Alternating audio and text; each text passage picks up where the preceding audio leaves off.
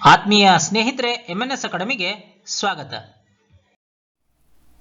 ಸ್ನೇಹಿತರೆ, ಇದೇ ಮೊದಲನೇ ಸಾರಿ ನೀವು ನಮ್ಮ ಚಾನಲ್ಗೆ ಭೇಟಿ ನೀಡ್ತಾ ಇದ್ದರೆ ನಮ್ಮ ಚಾನಲನ್ನು ಸಬ್ಸ್ಕ್ರೈಬ್ ಆಗಿ, ಹಾಗೆ ಪಕ್ಕದಲ್ಲಿರ್ತಕ್ಕಂಥ ಬೆಲ್ ಬಟನನ್ನು ಕ್ಲಿಕ್ ಮಾಡಿದ್ರೆ ನಾವು ಮಾಡ್ತಕ್ಕಂಥ ಎಲ್ಲ ಹೊಸ ವಿಡಿಯೋಗಳ ನೋಟಿಫಿಕೇಷನ್ ನಿಮಗೆ ತಲುಪತ್ತೆ. ಹಾಗೆ ನಮ್ಮ ಚಾನಲ್ನ ಪ್ಲೇಲಿಸ್ಟ್ನಲ್ಲಿ ಹಲವಾರು ವಿಡಿಯೋಗಳಿದೆ, ಆ ವಿಡಿಯೋಗಳನ್ನೆಲ್ಲ ನೀವು ನೋಡಿ ಅಂತ ಹೇಳ್ತಾ ನಮಸ್ಕಾರ. ದಿನಾಂಕ 13/8/2021 ಪ್ರಚಲಿತ ಘಟನೆಗಳಿಗೆ ಸಂಬಂಧಪಟ್ಟಿರುವಂತಹ ಎಪಿಸೋಡ್ಗೆ ಸ್ವಾಗತ, ಸುಸ್ವಾಗತ. ಈ ಒಂದು ಎಪಿಸೋಡ್ ಅನ್ನು ಸಂಪೂರ್ಣವಾಗಿ ನೋಡಿ. ಇಷ್ಟವಾದಲ್ಲಿ ಲೈಕ್ ಮಾಡಿ, ಶೇರ್ ಮಾಡಿ, ಕಮೆಂಟ್ ಮಾಡಿ. ಇಲ್ಲಿ ಕೊಟ್ಟಿರುವಂತಹ ಪ್ರತಿಯೊಂದು ಪ್ರಶ್ನೆಗೂ ಕೂಡ ಅದರದ್ದೇ ಆಗಿರುವಂತಹ ಹಲವಾರು ವಿವರಣಾತ್ಮಕ ಅಂಶಗಳನ್ನು ನೀಡಲಾಗಿದೆ. ಕಾರಣ ಇಷ್ಟೇ, ಮುಂಬರುವಂತಹ ಯಾವುದೇ ಸ್ಪರ್ಧಾತ್ಮಕ ಪರೀಕ್ಷೆಗಳಲ್ಲಿ ಆ ವಿವರಣೆಗಳ ಮೇಲೂ ಕೂಡ ಪ್ರಶ್ನೆ ಕೇಳುವಂತಹ ಸಾಧ್ಯತೆ ಇರುತ್ತೆ. ಅದೇ ರೀತಿ ಈ ಎಪಿಸೋಡ್ನ ಕೊನೆಗೆ 2 ಪ್ರಶ್ನೆಗಳನ್ನು ಕೊಟ್ಟಿರ್ತೀವಿ. ಸಂಪೂರ್ಣವಾಗಿ ಈ ವಿಡಿಯೋ ನೋಡಿದ್ರೆ ಆ 2 ಪ್ರಶ್ನೆಗಳಿಗೂ ಕೂಡ ನೀವು ಸರಿಯಾದ ಉತ್ತರವನ್ನ ಕೊಡ್ತೀರಾ. ನಿಮ್ಮ ಸರಿ ಉತ್ತರದ ನಿರೀಕ್ಷೆಯಲ್ಲಿ ಕಾರ್ಯಕ್ರಮವನ್ನು ಪ್ರಾರಂಭ ಮಾಡ್ತಾ ಇದ್ದೀವಿ. All the best. ಲಂಡನ್ನಲ್ಲಿರುವ ಕಾಮನ್ವೆಲ್ತ್ ಸೆಕ್ರೆಟರಿಯೇಟ್ನಿಂದ ಬಿಡುಗಡೆಯಾದ 2020 ಜಾಗತಿಕ ಯುವ ಅಭಿವೃದ್ಧಿ ಸೂಚ್ಯಂಕ ಗ್ಲೋಬಲ್ ಯೂತ್ ಡೆವಲಪ್ಮೆಂಟ್ ಇಂಡೆಕ್ಸ್ನಲ್ಲಿ ಭಾರತದ ಶ್ರೇಣಿ ಎಷ್ಟು? 122. ಆಗಸ್ಟ್ 10, 2021 ಲಂಡನ್ನ ಕಾಮನ್ವೆಲ್ತ್ ಸೆಕ್ರೆಟರಿಯೇಟ್ ಬಿಡುಗಡೆ ಮಾಡಿದ 2020 ಜಾಗತಿಕ ಯುವ ಅಭಿವೃದ್ಧಿ ಸೂಚ್ಯಂಕದಲ್ಲಿ ಭಾರತವು 181 ದೇಶಗಳಲ್ಲಿ 122ನೇ ಸ್ಥಾನದಲ್ಲಿದೆ.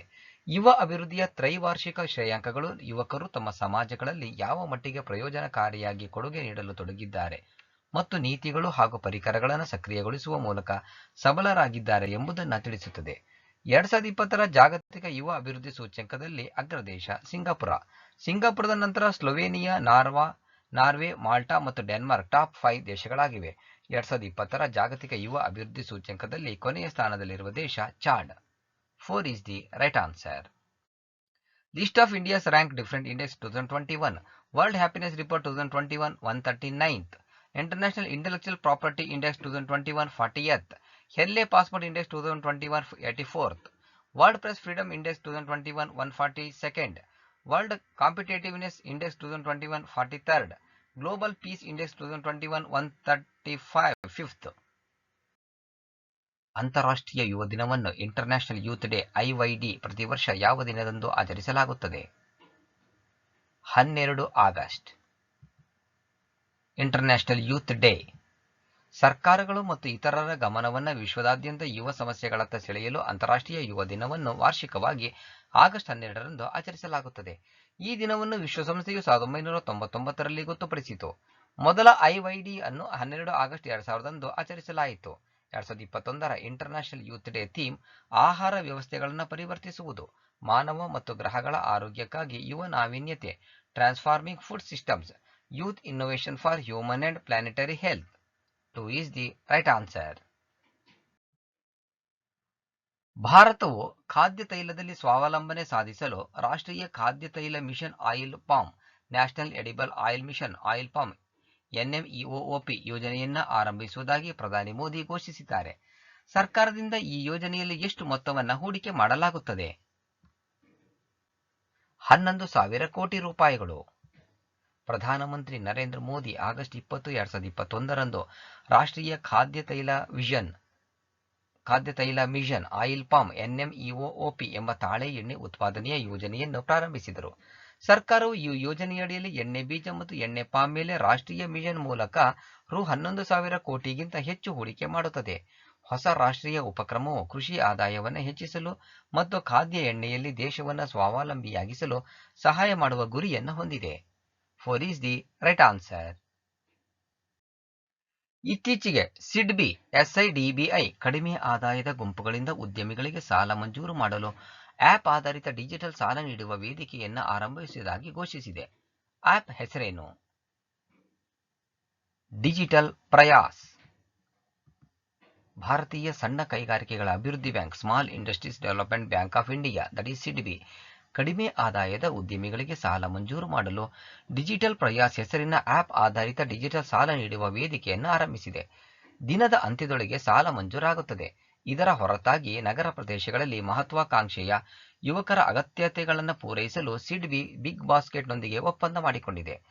ಸಿಡ್ಬಿ ದೇಶದಾದ್ಯಂತ ಬಿಗ್ ಬಾಸ್ಕೆಟ್ನ ವಿತರಣಾ ಪಾಲುದಾರರನ್ನು ಹೊಂದಿದೆ ಮತ್ತು ಪರಿಸರ ಸ್ನೇಹಿ ಈ ಬೈಕುಗಳು ಮತ್ತು ಈ ವ್ಯಾನ್ಗಳ ಖರೀದಿಗೆ ಕೈಗೆಟುಕುವ ಬಡ್ಡಿ ದರದಲ್ಲಿ ಸಾಲವನ್ನು ನೀಡುತ್ತದೆ. 1 is the right answer. About SIDBI, CMD S. Raman, founded 2nd April 1990, headquarters Lucknow, Uttar Pradesh. Malabar ನೌಕಾಪಡೆಯ ವ್ಯಾಯಾಮವನ್ನು ಈ ಯಾವ ದೇಶಗಳ ನಡುವೆ ವಾರ್ಷಿಕವಾಗಿ ನಡೆಸಲಾಗುತ್ತದೆ? ಭಾರತ, ಯುಎಸ್, ಜಪಾನ್ ಮತ್ತು ಆಸ್ಟ್ರೇಲಿಯಾ. ಭಾರತ, ಯುಎಸ್, ಜಪಾನ್ ಮತ್ತು ಆಸ್ಟ್ರೇಲಿಯಾ ಸೇರಿದಂತೆ ಕ್ವಾಡ್ ಕಂಟ್ರಿ ನೌಕಾಪಡೆಗಳು ಆಗಸ್ಟ್ 21ರಿಂದ ಗುವಾಂ ಕರಾವಳಿಯಲ್ಲಿ ಇಂಡೋ ಪೆಸಿಫಿಕ್ ವಾರ್ಷಿಕ ಮಲಬಾರ್ ನೌಕಾಪಡೆಯ ವ್ಯಾಯಾಮಗಳನ್ನು ನಡೆಸಲಿವೆ. ಮಲಬಾರ್ ನೌಕಾಪಡೆಯ ವ್ಯಾಯಾಮದ ಬಂದರು ಹಂತವು ಆಗಸ್ಟ್ 21ರಿಂದ 24, 2021ರವರೆಗೆ ನಡೆಯಲಿದೆ. ವ್ಯಾಯಾಮದ ಸಮುದ್ರ ಹಂತವು ಆಗಸ್ಟ್ 25ರಿಂದ 29, 2021ರಂದು ನಡೆಯಲಿದೆ. ಭಾರತೀಯ ನೌಕಾಪಡೆಗೆ ಗೈಡೆಡ್ ಮಿಸೈಲ್ ಡೆಸ್ಟ್ರಾಯರ್ ಐಎನ್ಎಸ್ ರಣವಿಜಯ್ ಮತ್ತು ಫ್ರೀಗೇಟ್ ಐಎನ್ಎಸ್ ಶಿವಾಲಿಕ್ ನೇತೃತ್ವದ 2 ಮೇಲ್ಮೈ ಯೋಧರು, ಕಡಲ ವಿಚಕ್ಷಣ ವಿಮಾನ P-8I ASW ಹೆಲಿಕಾಪ್ಟರ್ ಮತ್ತು ವಿಶೇಷ ಪಡೆ ಮೆರೈನ್ ಕಮಾಂಡೋಸ್ ಮಾರ್ಕೋಸ್ ಪ್ರತಿನಿಧಿಸುತ್ತಾರೆ. ಮಲಬಾರ್ ಸರಣಿಯ ವ್ಯಾಯಾಮಗಳ ಉದ್ದೇಶವು 4 ಕ್ವಾಡ್ ದೇಶಗಳ ನೌಕಾಶಕ್ತಿಗಳ ಪರಸ್ಪರ ಕಾರ್ಯಸಾಧ್ಯತೆಯನ್ನು ಹೆಚ್ಚಿಸುವುದು. 2 is the right answer. List of some defense exercise: Indra, India and Russia; Khanjar, India and Kyrgyzstan; Prabal Dostik, India and Kazakhstan; Kazind, India and Kazakhstan; Dustlik, India and Uzbekistan. October 2021ರಲ್ಲಿ ಭಾರತವು ಮೊದಲ internet ಆಡಳಿತ ವೇದಿಕೆಯನ್ನು internet governance forum IGF ಆಯೋಜಿಸುತ್ತದೆ. ವೇದಿಕೆಯ ವಿಷಯ ಯಾವುದು? Inclusive internet for digital India. ಭಾರತವು ತನ್ನ ಮೊದಲ ಅಂತರ್ಜಾಲ ಆಡಳಿತ ವೇದಿಕೆಯನ್ನು ಅಕ್ಟೋಬರ್ 2021ರಲ್ಲಿ ಆಯೋಜಿಸಲಿದ್ದು, ಅದು ಅಂತರ್ಜಾಲಕ್ಕೆ ಸಂಬಂಧಿಸಿದ ನೀತಿಗಳನ್ನು ಚರ್ಚಿಸುವ ವೇದಿಕೆಯಾಗಿ ಕಾರ್ಯನಿರ್ವಹಿಸುತ್ತದೆ. ಅಕ್ಟೋಬರ್ 20, 22, 2021ರಿಂದ ಡಿಜಿಟಲ್ ಇಂಡಿಯಾಕ್ಕಾಗಿ ಅಂತರ್ಗತ internet inclusive internet for digital India ಎಂಬ ವಿಷಯದ ಮೇಲೆ 3 ದಿನಗಳ ಸಭೆಯನ್ನು ನಿಗದಿಪಡಿಸಲಾಗಿದೆ. ಭಾರತೀಯ IGF ಅಂತರ್ಜಾಲಕ್ಕೆ ಸಂಬಂಧಿಸಿದ ನೀತಿ ರಚನೆಗೆ ಸಂಬಂಧಿಸಿದ ಚರ್ಚೆಗಳ ಮೇಲೆ ಕೇಂದ್ರೀಕರಿಸುತ್ತದೆ. ಅಂತರ್ಜಾಲ ನೀತಿಗಳ ಮುಕ್ತ ಚಲನೆ ಮತ್ತು ಪ್ರಗತಿಯನ್ನು ನಿಲ್ಲಿಸುವ ಕಾರಣವನ್ನು ಗುರುತಿಸಿ ಮತ್ತು ಒಂದೊಂದಾಗಿ ಪರಿಹರಿಸಲು ಅಗತ್ಯ ಕ್ರಮಗಳನ್ನು ಚರ್ಚಿಸಲಾಗುತ್ತದೆ. ಭಾರತೀಯ ಅಂತರ್ಜಾಲ ಆಡಳಿತ ವೇದಿಕೆ ವಿಶ್ವಸಂಸ್ಥೆ ಆಧಾರಿತ ಇಂಟರ್ನೆಟ್ ಆಡಳಿತ ವೇದಿಕೆಯ ಭಾರತೀಯ ಆವೃತ್ತಿಯಾಗಿದ್ದು, ಇದನ್ನು 2006ರಿಂದ ವಾರ್ಷಿಕವಾಗಿ ನಡೆಸಲಾಗುತ್ತದೆ. 3 is the right answer. Odisha ಕರಾವಳಿಯಲ್ಲಿ ಭಾರತದ ಮೊದಲ ಸ್ವದೇಶಿ ತಂತ್ರಜ್ಞಾನದ ಕ್ರೂಸ್ ಕ್ಷಿಪಣಿಯನ್ನು DRDO ಯಶಸ್ವಿಯಾಗಿ ಪರೀಕ್ಷಿಸಿತು. ಈ ಕ್ಷಿಪಣಿಯನ್ನು ಹೆಸರಿಸಿ. ನಿರ್ಭಯ್. ರಕ್ಷಣಾ ಸಂಶೋಧನೆ ಮತ್ತು ಅಭಿವೃದ್ಧಿ ಸಂಸ್ಥೆ DRDO 2021ರ ಆಗಸ್ಟ್ 11ರಂದು ಒಡಿಶಾ ಕರಾವಳಿಯ ಚಂಡೀಪುರದಲ್ಲಿ ಇಂಟಿಗ್ರೇಟೆಡ್ ಟೆಸ್ಟ್ ರೇಂಜ್ ITR-ನಿಂದ ಮಧ್ಯಮ ಶ್ರೇಣಿಯ ಸಬ್ಸಾನಿಕ್ ಕ್ರೂಸ್ ಮಿಸೈಲ್ ನಿರ್ಭಯ್ ಅನ್ನು ಯಶಸ್ವಿಯಾಗಿ ಪರೀಕ್ಷಿಸಿತು. ನಿರ್ಭಯ್ ಅನ್ನು made in India Manik turbo fan engine ಮೂಲಕ ಯಶಸ್ವಿಯಾಗಿ ಪರೀಕ್ಷಾರ್ಥಕವಾಗಿ ಪ್ರಾರಂಭಿಸಲಾಯಿತು. ಸ್ವದೇಶಿ ಬೂಸ್ಟರ್ ಎಂಜಿನ್ನೊಂದಿಗೆ ಕ್ಷಿಪಣಿಯ ಮೊದಲ ಯಶಸ್ವಿ ಪರೀಕ್ಷಾ ಫೈರಿಂಗ್ ಇದಾಗಿದೆ. ನಿರ್ಭಯ್ ಭಾರತದ ಮೊದಲ ಸ್ಥಳೀಯ ತಂತ್ರಜ್ಞಾನ ಕ್ರೂಸ್ ಕ್ಷಿಪಣಿ ITCM. ಇದರಲ್ಲಿ ಸಾಂಪ್ರದಾಯಿಕ ಮತ್ತು 200ರಿಂದ 300 ಕಿಲೋಗ್ರಾಂಗಳಷ್ಟು ಪರಮಾಣು ಶಸ್ತ್ರಾಸ್ತ್ರಗಳನ್ನು ಬಳಸಬಹುದು. ಕ್ಷಿಪಣಿಯನ್ನು ಬಹು ವೇದಿಕೆಗಳಿಂದ ಉಡಾಯಿಸಬಹುದು. 4 is the right answer. ಮಾಜಿ ಪ್ರಧಾನಿ ರಾಜೀವ್ ಗಾಂಧಿ ಅವರ ಹೆಸರಿನ IT ಕ್ಷೇತ್ರದ ಪ್ರಶಸ್ತಿಯನ್ನು ಯಾವ ರಾಜ್ಯವು ಘೋಷಿಸಿದೆ? ಮಹಾರಾಷ್ಟ್ರ. ಮಹಾರಾಷ್ಟ್ರದಲ್ಲಿ ರಾಜ್ಯ ಸರ್ಕಾರವು ತಂತ್ರಜ್ಞಾನ ಕ್ಷೇತ್ರದಲ್ಲಿ ರಾಜೀವ್ ಗಾಂಧಿ ಅವರ ಪ್ರವರ್ತಕ ಕೆಲಸಕ್ಕೆ ಗೌರವವಾಗಿ ಮಾಜಿ ಪ್ರಧಾನಿ ರಾಜೀವ್ ಗಾಂಧಿ ಅವರ ಹೆಸರಿನ ಮಾಹಿತಿ ಮತ್ತು ತಂತ್ರಜ್ಞಾನ ವಲಯಕ್ಕೆ ಹೊಸ ಪ್ರಶಸ್ತಿಯನ್ನು ಘೋಷಿಸಿದೆ. ಪ್ರತಿ ವರ್ಷ IT ಕ್ಷೇತ್ರದಲ್ಲಿ ಶ್ರೇಷ್ಠತೆಗಾಗಿ ಕಂಪನಿಗಳು ಮತ್ತು ಸಂಸ್ಥೆಗಳಿಗೆ ಪ್ರಶಸ್ತಿಯನ್ನು ನೀಡಲಾಗುತ್ತದೆ. IT ಕ್ಷೇತ್ರಕ್ಕೆ ರಾಜೀವ್ ಗಾಂಧಿ ಪ್ರಶಸ್ತಿಯನ್ನು ವಾರ್ಷಿಕವಾಗಿ ರಾಜೀವ್ ಗಾಂಧಿಯವರ ಜನ್ಮ ದಿನವಾದ ಆಗಸ್ಟ್ 20ರಂದು ನೀಡಲಾಗುತ್ತದೆ. 2 is the right answer. ಆನ್ಲೈನ್ನಲ್ಲಿ ಮಕ್ಕಳಿಗೆ ಸುರಕ್ಷಿತ ವಾತಾವರಣವನ್ನು ಸೃಷ್ಟಿಸಲು ಯುನಿಸೆಫ್ ಭಾರತವು ಯಾವ ಸಂಸ್ಥೆಯೊಂದಿಗೆ ಪಾಲುದಾರಿಕೆ ಮಾಡಿಕೊಂಡಿದೆ?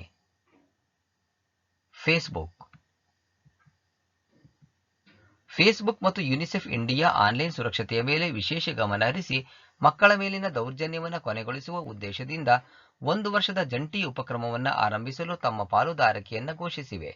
ಈ ಪಾಲುದಾರಿಕೆಯ ಅಡಿಯಲ್ಲಿ ಫೇಸ್ಬುಕ್ ಮತ್ತು ಯುನಿಸೆಫ್ ಇಂಡಿಯಾ ಆನ್ಲೈನ್ ಹಾಗೂ ಆಫ್ಲೈನ್ನಲ್ಲಿ ಮಕ್ಕಳಿಗೆ ಸುರಕ್ಷಿತ ವಾತಾವರಣವನ್ನು ಸೃಷ್ಟಿಸುವ ಕೆಲಸ ಮಾಡುತ್ತವೆ.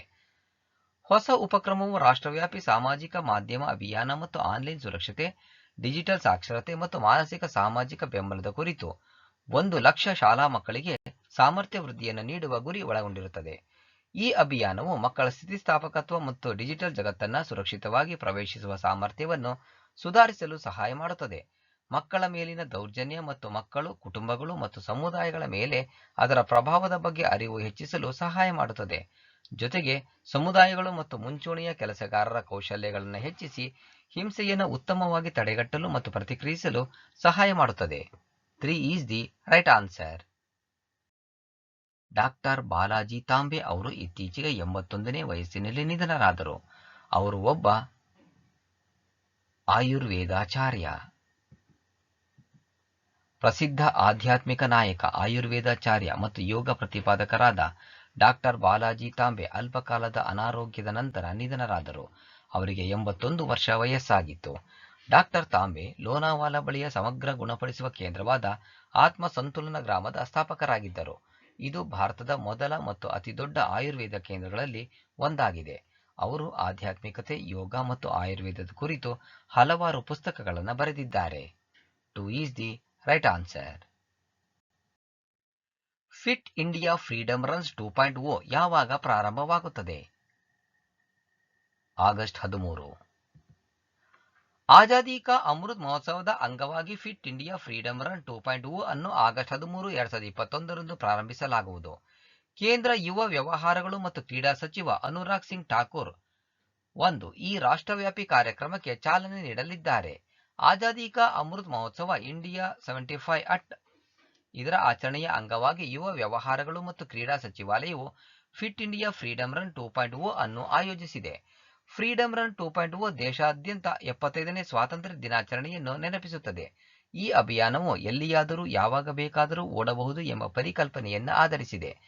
ಯುವ ವ್ಯವಹಾರಗಳು ಮತ್ತು ಕ್ರೀಡಾ ಸಚಿವಾಲಯವು ನಡೆಸುತ್ತಿರುವ ಫಿಟ್ ಇಂಡಿಯಾ ವೆಬ್ ಪೋರ್ಟಲ್ನಲ್ಲಿ ವ್ಯಕ್ತಿಗಳು ತಮ್ಮನ್ನು ನೋಂದಾಯಿಸಿಕೊಳ್ಳಬಹುದು. 2 is the right answer. Fit India Freedom ರನ್ಗಳ ಉದ್ದೇಶ 2.0 ಫಿಟ್ ಇಂಡಿಯಾ ಫ್ರೀಡಮ್ ರನ್ 2.0 ನ ಗುರಿ ಜನರು ತಮ್ಮ ದೈನಂದಿನ ಜೀವನದಲ್ಲಿ ಕ್ರೀಡೆಗಳು ಮತ್ತು ಓಟಗಳಂತಹ ಫಿಟ್ನೆಸ್ ಪ್ರಭುತ್ವಗಳನ್ನು ತೆಗೆದುಕೊಳ್ಳಲು ಮತ್ತು ಸೋಮಾರಿತನ, ಸ್ಥೂಲಕಾಯ, ಆತಂಕ, ರೋಗಗಳು, ಒತ್ತಡ ಇತ್ಯಾದಿಗಳಿಂದ ಸ್ವಾತಂತ್ರ್ಯವನ್ನು ಪಡೆಯಲು ಪ್ರೋತ್ಸಾಹಿಸುವ ಗುರಿಯನ್ನು ಹೊಂದಿದೆ. ಈ ಅಭಿಯಾನವು ನಾಗರಿಕರು ತಮ್ಮ ಜೀವನದಲ್ಲಿ ಪ್ರತಿದಿನ ಕನಿಷ್ಠ 30 ನಿಮಿಷಗಳ ದೈಹಿಕ ಚಟುವಟಿಕೆಯನ್ನು ಮಾಡಲು ಮತ್ತು ಫಿಟ್ನೆಸ್ ಕಾ ಡೋಸ್ ಆಧಾ ಗಂಟಾ ರೋಜ್ ಎಂಬ ಧ್ಯೇಯ ವಾಕ್ಯದಿಂದ ಬದುಕಲು ಸಂಕಲ್ಪ ಮಾಡುವಂತೆ ಪ್ರೇರೇಪಿಸುವ ಗುರಿಯನ್ನು ಹೊಂದಿದೆ. ಫಿಟ್ ಇಂಡಿಯಾ ಚಳುವಳಿಯ ಬಗ್ಗೆ ಫಿಟ್ ಇಂಡಿಯಾ ಚಳುವಳಿಯನ್ನು ಪ್ರಧಾನಮಂತ್ರಿ ನರೇಂದ್ರ ಮೋದಿಯವರು ಆಗಸ್ಟ್ 29, 2019ರಂದು ಆರಂಭಿಸಿದರು. ಫಿಟ್ನೆಸ್ ಅನ್ನು ಉತ್ತೇಜಿಸುವ ಅಭಿಯಾನದ ಮೂಲಕ ಫಿಟ್ನೆಸ್ ಚಟುವಟಿಕೆಗಳ ಬಗ್ಗೆ ಜಾಗೃತಿ ಮೂಡಿಸುವ, ದೇಶೀಯ ಕ್ರೀಡೆಗಳನ್ನು ಉತ್ತೇಜಿಸುವ, ಫಿಟ್ನೆಸ್ ನಿಯಮಗಳನ್ನು ಪ್ರತಿ ಶಾಲೆ, ಕಾಲೇಜು, ವಿಶ್ವವಿದ್ಯಾಲಯಗಳು, ಹಳ್ಳಿಗಳಿಗೂ ತಲುಪುವಂತೆ ಮಾಡುವ ಉದ್ದೇಶವಾಗಿದೆ. ವಿಶ್ವ ಆನೆ ದಿನ ವರ್ಲ್ಡ್ ಎಲಿಫೆಂಟ್ ಡೇ ಅನ್ನು ಪ್ರತಿ ವರ್ಷ ಯಾವ ದಿನದಂದು ಆಚರಿಸಲಾಗುತ್ತದೆ? 12 ಆಗಸ್ಟ್. ಜಾಗತಿಕ ಆನೆಗಳ ಸಂರಕ್ಷಣೆಗಾಗಿ ಪ್ರತಿ ವರ್ಷ ಆಗಸ್ಟ್ 12ರಂದು ವಿಶ್ವ ಆನೆ ದಿನವನ್ನು ಆಚರಿಸಲಾಗುತ್ತದೆ. ವಿಶ್ವ ಆನೆ ದಿನದ ಮುಖ್ಯ ಉದ್ದೇಶವೆಂದರೆ ಆನೆ ಸಂರಕ್ಷಣೆ ಕುರಿತು ಅರಿವು ಮೂಡಿಸುವುದು ಮತ್ತು ಕಾಡಾನೆ ಮತ್ತು ಸೆರೆಯಾಗಿರುವ ಆನೆಗಳ ಉತ್ತಮ ರಕ್ಷಣೆ ಮತ್ತು ನಿರ್ವಹಣೆಗಾಗಿ ಜ್ಞಾನ ಮತ್ತು ಸಕಾರಾತ್ಮಕ ಪರಿಹಾರಗಳನ್ನು ಹಂಚಿಕೊಳ್ಳುವುದು. 2012ರಿಂದ ಈ ದಿನವನ್ನು ಅಧಿಕೃತವಾಗಿ ಆಚರಿಸಲಾಗುತ್ತಿದೆ. 2 is the right answer. ಈ ಕೆಳಗಿನವುಗಳಲ್ಲಿ ಯಾವುದು ಸಂವಿಧಾನ 127ನೇ ತಿದ್ದುಪಡಿ ಮಸೂದೆ 2021ರ ಬಗ್ಗೆ ಸರಿಯಾಗಿದೆ? 1. ಈ ಮಸೂದೆಯು ರಾಜ್ಯಗಳು ಮತ್ತು ಕೇಂದ್ರಾಡಳಿತ ಪ್ರದೇಶಗಳ ಅಧಿಕಾರವನ್ನು ತಮ್ಮ ಸ್ವಂತ ಒಬಿಸಿ ಪಟ್ಟಿಗಳನ್ನು ಮಾಡಲು ಪುನಃಸ್ಥಾಪಿಸಲು ಪ್ರಸ್ತಾಪಿಸಲಾಗಿದೆ. 2. ಇದು ವಿಧಿ 342A ಕ್ಲಾಸಸ್ 1 and 2 ಅನ್ನು ತಿದ್ದುಪಡಿ ಮಾಡುತ್ತದೆ. ಸರಿಯಾದ ಕೋಡನ್ನು ಆಯ್ಕೆ ಮಾಡಿ. 1 ಮತ್ತು 2 ಎರಡೂ ಕೂಡ ಸರಿ. ಲೋಕಸಭೆಯು ಸಂವಿಧಾನ 127ನೇ ತಿದ್ದುಪಡಿ ಮಸೂದೆ 2021 ಅಂಗೀಕರಿಸಿತು. ಇದನ್ನು ಸದನದ 3/2 ಬಹುಮತದಿಂದ ಅಂಗೀಕರಿಸಲಾಗಿದೆ. ಈ ಮಸೂದೆಯು ರಾಜ್ಯಗಳು ಮತ್ತು ಕೇಂದ್ರಾಡಳಿತ ಪ್ರದೇಶಗಳ ಅಧಿಕಾರವನ್ನು ತಮ್ಮ ಸ್ವಂತ ಒಬಿಸಿ ಪಟ್ಟಿಗಳನ್ನು ಮಾಡಲು ಪುನಃಸ್ಥಾಪಿಸಲು ಪ್ರಸ್ತಾಪಿಸಿದೆ. ತಿದ್ದುಪಡಿ ವಿಧೇಯಕವು ವಿಧಿ 342A ಕಲಂ 1 ಮತ್ತು 2ಕ್ಕೆ ತಿದ್ದುಪಡಿ ತರಲಿದ್ದು, ಹೊಸ ವಿಧಿ 342A 3 ಅನ್ನು ಪರಿಚಯಿಸಲಿದೆ. ಇದು 366 26C ಮತ್ತು 338B 9 ಉಪವಿಧಿ 9 ವಿಧಿಗಳಲ್ಲಿ ತಿದ್ದುಪಡಿಗಳನ್ನು ಮಾಡುತ್ತದೆ. ಸಾಂವಿಧಾನಿಕ ತಿದ್ದುಪಡಿ ಮಸೂದೆಯು ದೇಶದ 671 ಜಾತಿಗಳಿಗೆ ಪ್ರಯೋಜನವನ್ನು ನೀಡುತ್ತದೆ. ಇದು ದೇಶದ ಒಕ್ಕೂಟ ರಚನೆಯನ್ನು ವಿಸ್ತರಿಸುತ್ತದೆ. ಶೀಘ್ರದಲ್ಲೇ ಭಾರತ ಮತ್ತು ಯಾವ ದೇಶ ಬಾಹ್ಯಾಕಾಶ ಭದ್ರತಾ ಸಂವಾದವನ್ನು ಆರಂಭಿಸಲಿವೆ? ಫ್ರಾನ್ಸ್.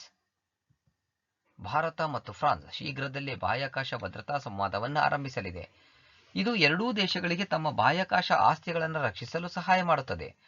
ಫ್ರಾನ್ಸ್ ಮತ್ತು ಭಾರತವು ಬಲವಾದ ಬಾಹ್ಯಾಕಾಶ ಸಹಕಾರವನ್ನು ಹೊಂದಿವೆ. ಇದು ಹೊಸ ಬಾಹ್ಯಾಕಾಶ ಯೋಜನೆಗಳನ್ನು ಪ್ರಾರಂಭಿಸಲು ಸಹಾಯ ಮಾಡಿದೆ. ಭಾರತದ ಗಗನಯಾತ್ರಿಗಳಿಗೆ ಫ್ರಾನ್ಸ್ ವೈದ್ಯಕೀಯ ಬೆಂಬಲವನ್ನು ನೀಡುತ್ತಿದೆ. ಅವರು ಭಾರತದ ಮಾನವ ಸಹಿತ ಬಾಹ್ಯಾಕಾಶ ಕಾರ್ಯಾಚರಣೆಯ ಭಾಗವಾಗಲಿದ್ದಾರೆ. 2 is the right answer. ಯಾವ ರಾಜ್ಯವು ಮೊದಲ ಒನ್ ಧನ್ ವಾರ್ಷಿಕ ಪ್ರಶಸ್ತಿ 2020-2021ರಲ್ಲಿ 7 ರಾಷ್ಟ್ರೀಯ ಪ್ರಶಸ್ತಿಗಳನ್ನು ಗೆದ್ದಿದೆ? ನಾಗಾಲ್ಯಾಂಡ್. ನಾಗಾಲ್ಯಾಂಡ್ ಮೊದಲ ಒನ್ ಧನ್ ವಾರ್ಷಿಕ ಪ್ರಶಸ್ತಿ 2020-2021ರಲ್ಲಿ 7 ರಾಷ್ಟ್ರೀಯ ಪ್ರಶಸ್ತಿಗಳನ್ನು ಗೆದ್ದಿದೆ. ಟ್ರೈಫೆಡ್ನ 34ನೇ ಸಂಸ್ಥಾಪನಾ ದಿನದಂದು ಪ್ರಶಸ್ತಿಗಳನ್ನು ವಿತರಿಸಲಾಯಿತು. ಪ್ರಶಸ್ತಿಗಳನ್ನು ಕೇಂದ್ರ ಬುಡಕಟ್ಟು ಸಚಿವ ಅರ್ಜುನ್ ಮುಂಡಾ ಪ್ರದಾನ ಮಾಡಿದರು. ನಾಗಾಲ್ಯಾಂಡ್ ಅತ್ಯುತ್ತಮ ಸಮೀಕ್ಷೆ ರಾಜ್ಯ, ಅತ್ಯುತ್ತಮ ಮಾರಾಟ ಉತ್ಪಾದನೆ, ಅತ್ಯುತ್ತಮ ಆವಿಷ್ಕಾರ ಮತ್ತು ಸೃಜನಶೀಲತೆ, ಅತ್ಯುತ್ತಮ ತರಬೇತಿ ಮತ್ತು ವಿಡಿವಿಕೆಸಿ ಸ್ಥಾಪಿಸಿದ ವಿಭಾಗದಲ್ಲಿ ರಾಷ್ಟ್ರೀಯ ಪ್ರಶಸ್ತಿಗಳನ್ನು ಪಡೆದಿದೆ. 4 is the right answer. ಪ್ರಶ್ನೆ 1. ಯಾವ ದೇಶವು 2020ರ ಜಾಗತಿಕ ಯುವ ಅಭಿವೃದ್ಧಿ ಸೂಚ್ಯಂಕ ಗ್ಲೋಬಲ್ ಯೂತ್ ಡೆವಲಪ್ಮೆಂಟ್ ಇಂಡೆಕ್ಸ್ನಲ್ಲಿ ಅಗ್ರಸ್ಥಾನ ಪಡೆದಿದೆ? ಯಾವ ದೇಶವು 2020ರ ಜಾಗತಿಕ ಯುವ ಅಭಿವೃದ್ಧಿ ಸೂಚ್ಯಂಕದಲ್ಲಿ ಅಗ್ರಸ್ಥಾನ ಪಡೆದಿದೆ? ಪ್ರಶ್ನೆ 2. ಭಾರತೀಯ ಸಣ್ಣ ಕೈಗಾರಿಕೆಗಳ ಅಭಿವೃದ್ಧಿ bank small industries development bank of India SIDBI ಪ್ರಧಾನ ಕಚೇರಿ ಎಲ್ಲಿದೆ? ಭಾರತೀಯ ಸಣ್ಣ ಕೈಗಾರಿಕೆಗಳ ಅಭಿವೃದ್ಧಿ ಬ್ಯಾಂಕ್ನ ಪ್ರಧಾನ ಕಚೇರಿ ಎಲ್ಲಿದೆ? ಈ ಎರಡೂ ಪ್ರಶ್ನೆಗಳಿಗೂ ಕೂಡ ನೀವು ಸರಿಯಾದ ಉತ್ತರವನ್ನು ಕೊಡ್ತೀರಾ ಎಂಬಂತ ನಿರೀಕ್ಷೆಯಲ್ಲಿ ಇವತ್ತಿನ ಒಂದು ಎಪಿಸೋಡನ್ನು ಮುಗಿಸ್ತಾ ಇದ್ದೀನಿ. All the best. Thank you. ಸ್ನೇಹಿತರೆ, ವಿಡಿಯೋವನ್ನು ನೋಡಿದಂಥ ಎಲ್ಲರಿಗೂ ಧನ್ಯವಾದಗಳು. ನಾಳಿನ ಪ್ರಚಲಿತ ಘಟನೆಯ ವಿದ್ಯಮಾನದೊಂದಿಗೆ ಮತ್ತೆ ನಿಮ್ಮನ್ನು ಭೇಟಿಯಾಗ್ತೀವಿ. ಅಲ್ಲಿವರೆಗೂ ಎಲ್ಲರಿಗೂ ಧನ್ಯವಾದಗಳು. ನಮಸ್ಕಾರ.